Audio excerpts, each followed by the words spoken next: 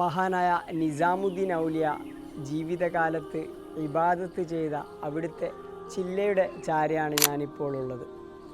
അവിടുത്തെ ജീവിതകാലത്ത് ഇവിടെ ഉണ്ടായിരുന്ന രാജാക്കന്മാരെല്ലാം സന്ദർശിക്കാനെത്തിയത് ഇവിടേക്കായിരുന്നു. ഓരോ ഔലിയാക്കൾക്കും അവരുടേതായ ചില്ലകളുണ്ട്. ഡൽഹിയിലെ നിസാമുദ്ദീനിൽ തന്നെയാണ് മഹാന്റെ ചില്ലയും. നിസാമുദ്ദീൻ ദർഗയ്ക്ക് തൊട്ടടുത്തുള്ള ചരിത്രപ്രസിദ്ധമായ ഹുമയൂൺ ടോംബിന്റെ വലതുഭാഗത്തുള്ള റോഡിലൂടെ അല്പം നടന്നാൽ ചില്ലയിലെത്താം.